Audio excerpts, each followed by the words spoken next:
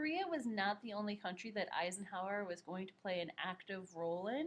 He was committed to freeing any country that had fallen to the Russians.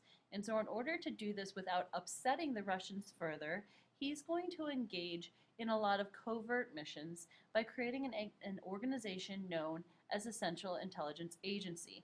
And their mission is going to be to basically spy on these other countries, give him information, and then he'll use that information to try to engage in diplomacy. One of the first areas that the CIA gets its test in is in Iran. In 1952 and 1953, the CIA is going to spy on Iran and its leader, Mohammad Mossadegh. Mossadegh is going to decide to claim all the oil fields in the country of Iran that had previously belonged to Britain as part of his own country, and he's going to try to trace out the British control. Eisenhower is going to respond by suspending aid to Iran. He's basically going to threaten them that if Mossadegh doesn't allow the British to continue to control the oil fields, he will face some form of punishment. Mossadegh does not step down, and so as a result, the CIA, allegedly, is going to lead a coup d'etat, or a chopping of the state, like getting rid of Mossadegh. It was successful. Mossadegh was killed and was removed from office, obviously. However, it is going to lead to an increase in anti-American sentiments within Iran. The CIA is going to do similar actions in Guatemala and several other Latin American countries where communism was beginning to stir as well. Ultimately, the CIA is going to be met with mixed reactions. While yes, they are able to get information, often the information is not completely free of bias, and as a result, you're going to have other nations that become angry at us. Eisenhower was far more successful when he relied on strictly diplomacy, and this is most evidenced by his work in the Suez Crisis. The Suez Canal, if you'll remember, had been owned by Egypt until Italy had invaded, and then it had switched to the hands of the British. After World War II, once again, Egypt was able to control most of the Suez Canal, but not all of it. And Egypt's leader, Gamal Abdel Nasser, wanted to nationalize the Suez Canal, take it under Egyptian control. The problem here was that we were threatened that if he did so, it would restrict our trade and our access into the oil fields that the Persian Gulf held. So we turned to Egypt and we basically started with asking, hey, can you please not do that? Egypt's response was to refuse to let ships headed to Israel pass through the canal. It was very sensitive to the Israeli-Palestinian crisis.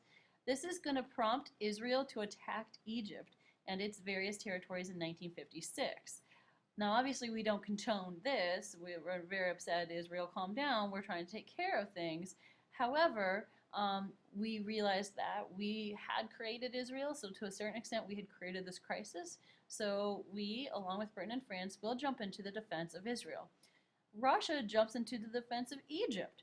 Russia had no interest in Egypt. They just wanted to try to antagonize us in whichever way they could. So ultimately, Eisenhower is going to turn to the United Nations and try to seek a calm ceasefire and the withdrawal of all troops.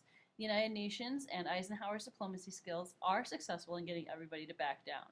The problem was that it scared us that Russia was so quick to jump into an alliance with the Middle Eastern countries. And this made it seem as though we needed to consider expanding the Truman Doctrine to apply to Middle Eastern nations as well. We needed to find some way to get the people of the Middle East to trust us. And here's just a couple random pictures from this whole crisis.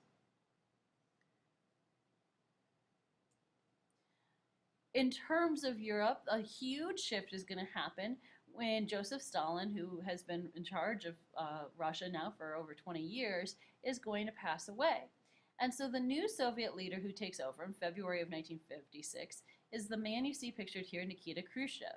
Khrushchev is flat out going to accuse his predecessor, Joseph Stalin, of committing various crimes against humanity.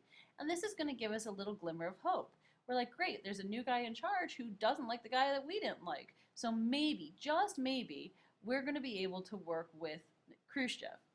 Other Eastern European nations, those that Russia controlled, had similar feelings.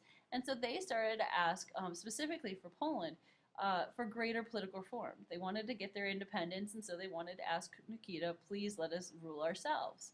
Um, and he's going to grant them certain freedoms. However, this is going to inspire even more of the countries under Khrushchev's control to also ask for freedoms, Hungary in particular. And this is the point in which Khrushchev realizes, okay, maybe I shouldn't give away too much of my power because people are just going to keep asking for more. And so he is going to crack down, again, creating what we talked about, the Warsaw Pact, where he's going to say, no, you know what, I gave Poland a little bit of freedom, I probably shouldn't have, I'm going to be pretty strict with you guys. So on November 4th, Khrushchev is going to send Soviet troops into Hungary to put down all the revolts, and he's going to impose martial law, making it so that anybody who tried to fight against Stalin in his areas were going to be met with force. Hungary turned to the United States for help, but Eisenhower, who didn't really know much about Khrushchev, was really just too scared. He wanted to stand back and he wanted to see, okay, how is this going to play out? Who is this Khrushchev guy? Let me get a feel for him so I can figure out what different tactics I can use in order to make him back down without making him go to full-fledged war. Ultimately, Eisenhower's solution is to condemn the Soviet actions. He's going to come out publicly and say that he thought that Russia was being too harsh on Hungary. And he also increases the number of immigrants that the United States will take from Hungary and other Eastern Bloc, Warsaw Pact countries. This way, if people don't like it there, they can just come over here. Some people were upset because Eisenhower wasn't more strict, but most Americans supported him because they thought that this was at least some action. And so as a result, Eisenhower was fairly easily reelected in 1956. Thus, by the end of the 1950s, tensions started to ease. Khrushchev respected that Eisenhower took a much more mild approach. It got to the point where our Vice President, Richard Nixon, was able to travel to Russia and sit down with Khrushchev and have these discussions. And then later, it's going to be reversed, and Khrushchev's going to come over here, and he's going to tour our country. Ultimately, Khrushchev and Eisenhower are going to decide that they should sit down for some sort of a peace summit to see if we can come to an end of the Cold War.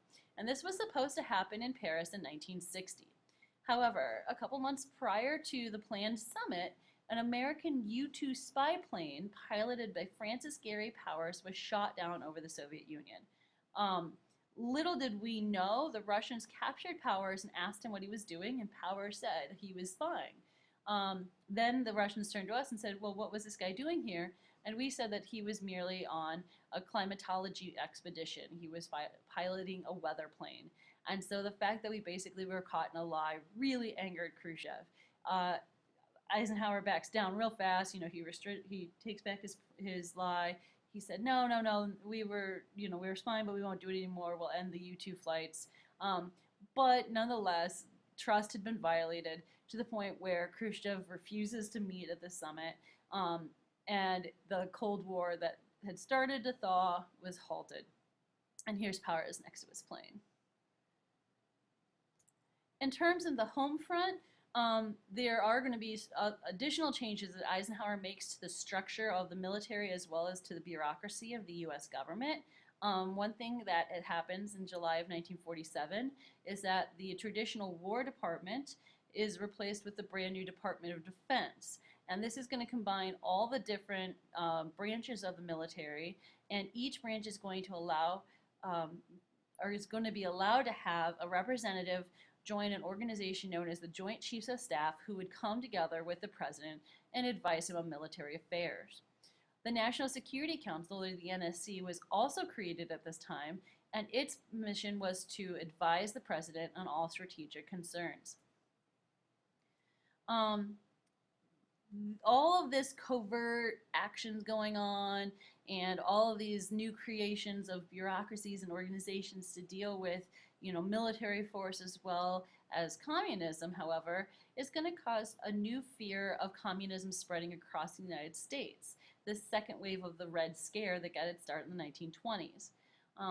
This time it was a lot more severe. Loyalty review boards were created that basically investigated the backgrounds of any American citizen that we deemed to be some sort of communist sympathizer, a pinko as we would call them.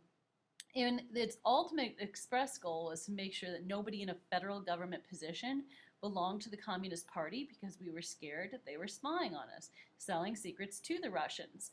Over 2,000 people are going to resign from their jobs because they didn't either like the Loyalty Review Board or because they were deemed security risks.